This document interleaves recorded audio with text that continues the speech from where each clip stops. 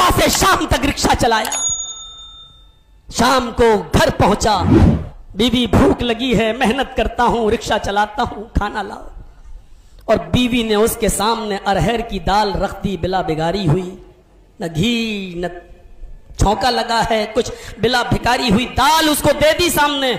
उसको गुस्सा आया और लगा टनटनाने अपनी बीवी के ऊपर। मैं दिन भर मेहनत करता हूं, मजदूरी करता हूं, रिक्शा चलाता हूं, पसीना बहाता हूं, और खाने के लिए मुझे तुम अरहर की दाल खिला रही हो, वो भी बगैर छौके की, बगैर फ्राई किए हुए, बगैर बिना भगारी हुई दाल तुम मुझे दे रही हो। नहीं खाऊंगा, हटाओ यहां से, दाल खाने के लिए मैं पैदा हुआ। बीवी समझदार थी, नेक थी, उसने हम ही जैसे मौलवियों की तकरीरें सुन रखी थी। उसने कहा मेरे प्यारे शौहर, गुस्सा होने की जरूरत नहीं है, अल्लाह का रिस्क है, इसको धुतकारने की जरूरत नहीं है। उस अल्लाह का शुक्र अदा करो जो तुम्हें खाने के लिए दाल भी मिल रही है और रोजाना तुम्हें वक्त पर मिल जाती है, किसी दिन नागा नहीं होता। क्या तुमने जनाब मोहम्मद रसूलुल्लाह की जिंदगी के हालात नहीं सुने? उनकी बीवी हजरत आयशा फरमाती हैं, बुखारी की रिवायत है कि मेरा निकाह जब नबी अकरम से हुआ और जब रुखसती हुई तो मेरी उम्र थी 9 साल, और जब मैं 18 साल की हुई तो मेरे शौहर का इंतकाल हो गया।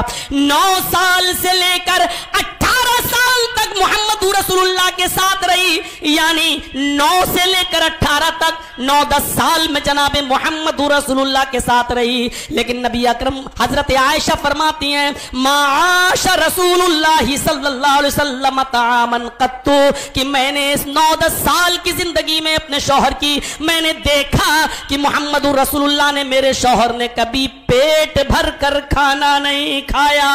बुखारी की रिवायत, माश रसूलुल्लाह सल्लल्लाहु अलैहि वसल्लम तामन कत्तु, मैंने अपनी पूरी जिंदगी में जब तक नबी के साथ रही मैंने अपने शौहर को पेट भर के खाना नहीं खाया। अरे 2-2 और 3-3 महीने तक नबी अकरम के घर में चूल्हा नहीं जला करता था।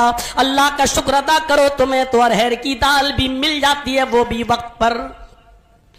शौहर भी नाशुक्रा नहीं था, थोड़ा सा तंग आ गया था, मेहनत मैं करूं और मिले अरहर की दाल। लेकिन जब उसने अपनी बीवी से ये बात सुनी तो बहुत शर्मिंदा हुआ, उठा और अपनी बीवी की पेशानी का बोसा देकर कहता है, अल्लाह तुम्हें जज़ाए खैर दे, जिस तरीके से तुमने मेरी रहनुमाई फरमाई, नबी की सीरत और नमूना पेश करने के बाद मैं फौरन खाता हूं और अल्लाह का शुक्र अदा करता हूं कि हमारे नबी के घर में तो चूल्हा भी नहीं जलता था 2-2, 3-3 महीने, लेकिन अल्लाह मुझे कम से कम अरहर की दाल तो दे रहा है। इस रिक्शा चलाने वाले के सामने मौलवी जर्जी, इसने 1.5-2 घंटे का लेक्चर नहीं दिया था, किसी मौलवी का बहुत लंबा चौड़ा खुतबा उसने नहीं सुना था, उसने अपनी बीवी से बस एक जुमला सुना और उसी वक्त वो शर्मिंदा हो गया और नादिम हो गया। यही सबसे बड़ी इंसानियत है। गुनाह तो होगा इंसान से, और जो गुनाह न करे फिर वो इंसान कहां रह गया?